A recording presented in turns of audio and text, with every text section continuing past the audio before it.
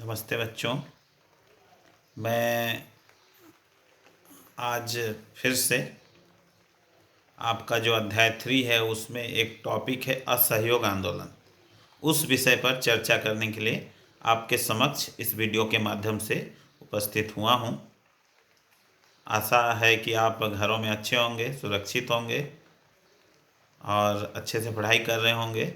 Video जो मैं भेज रहा हूँ आप देखेंगे, समझेंगे। अगर आपको कुछ पूछना होगा तो पूछ भी सकते हैं। तो आज हम लोग असहयोग आंदोलन किसे कहते हैं उस विषय पर इस वीडियो के माध्यम से चर्चा करने वाले हैं। असहयोग आंदोलन, जैसे नाम से ही पता चल रहा है कि असहयोग मतलब किसी प्रकार का सहयोग नहीं करना। तो असहयोग आंदोलन का सीधा सीधा अर्थ था अंग्रेजी हुकूमत के कामकाज में भारतीयों द्वारा मदद ना करना। ये महात्मा गांधी जी का विचार था कि अगर हम इस तरह का कार्यक्रम चलाएं, इस तरह का काम करें तो हमको आज़ादी पाने में काफ़ी सहूलियत होगी, काफ़ी मदद मिलेगी। तो असहयोग आंदोलन अर्थात अंग्रेजी हुकूमत के किसी भी कामकाज में सहयोग प्रदान न करना। महात्मा गांधी ने एक बुक लिखी थी, हिंद स्वराज, जो 1909 ईस्वी में प्रकाशित हुआ था। उसमें उन्होंने कहा था कि जिस प्रकार भारतीयों के सहयोग से अंग्रेजी हुकूमत भारत में स्थापित हो गई, अगर भारतीय असहयोग करना शुरू कर दें, अगर उनकी मदद करना छोड़ दें तो अंग्रेजी हुकूमत तुरंत ढह जाएगी और अंग्रेजी हुकूमत हमको तुरंत स्वतंत्रता दे देगी और यहाँ से चली जाएगी। मतलब उनका ये विचार था। उस बुक के माध्यम से उनका कहना था कि हमने ही उनको मदद किया कि यहाँ स्थापित शासन स्थापित करें। जब हम ही उनके कामकाज में असहयोग करेंगे, सहयोग नहीं करेंगे, तो उनका शासन अच्छे ढंग से नहीं चलेगा और तुरंत वो सत्ता छोड़कर या यहाँ से चले जाएंगे। ये उनका विचार था।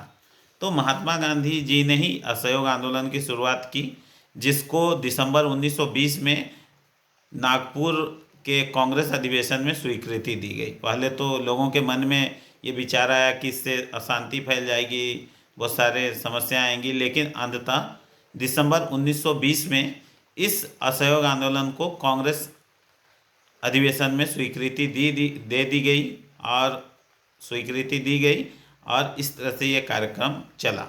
असहयोग का मतलब महात्मा गांधी के शब्दों में था कि सबसे पहले हमको सरकारी कामकाज का विरोध करना है। जो सरकारी नौकर थे उनसे उन्होंने आह्वान किया, उनसे उन्होंने कहा कि आप सरकारी नौकरी जो कर रहे हैं, सरकारी कामकाज में अंग्रेज़ों की किसी प्रकार मदद ना करें।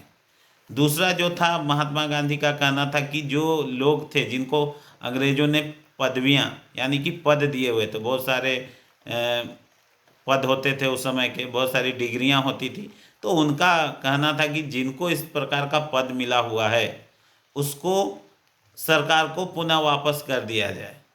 तीसरा उनका कहना था कि जो विद्यार्थी स्कूल कॉलेज में पढ़ रहे हैं उनको भी स्कूल का त्याग करना चाहिए और उनके कामकाज का बहिष्कार करना चाहिए। इस प्रकार चौथा जो बिंदु था, उनका कहना था कि विदेशी वस्तुओं का बहिष्कार होना चाहिए।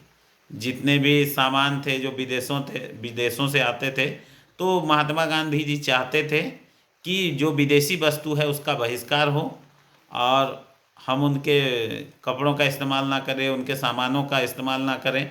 आप देखे होंगे महात्मा गांधी जी चरखा चलाते थे, वो भी उनका एक अद्भुत ये था, प्रयास था कि हम आत्मनिर्भर बने और अपने से सूत काट कर वो अपने लिए कपड़ा बुनते थे। तो वो नहीं चाहते थे कि जो विदेशी कपड़ा है उसका वो इस्तेमाल करें। वो मानते थे कि अगर हम इस तरह की गतिविधियां करेंगे, इस तरह का काम करेंगे, अंग्रेज़ों को सहयोग नहीं करेंगे, तो कहीं ना कहीं अंग्रेजी हुकूमत ढह जाएगी और हमको तुरंत आज़ादी मिल जाएगी। उनका यही प्रयास था कि हम असहयोग करें और अंग्रेजी हुकूमत को यहाँ से भगाएं और हम अपने देश का शासन स्वयं करें। तो असहयोग का सीधा सीधा अर्थ है उनके कामकाज में, यानी कि जो अंग्रेज थे उनके कामकाज में किसी प्रकार का मदद ना करना, चाहे वो सरकारी कर्मचारी हो, चाहे विद्यार्थी हो, चाहे वकील हो, चाहे पुलिस हो। ये सबसे वो आह्वान कर रहे थे कि जो भी कामकाज हो रहा है उस पर सहयोग ना करें और भारतीयों का साथ दें, नेताओं का साथ दें ताकि अंग्रेजी हुकूमत को यहाँ से तुरंत भगाया जा सके, उनको हटाया जा सके और स्वराज की स्थापना हो सके। Thank you. आज मैं इतना ही बतलाना चाह रहा था।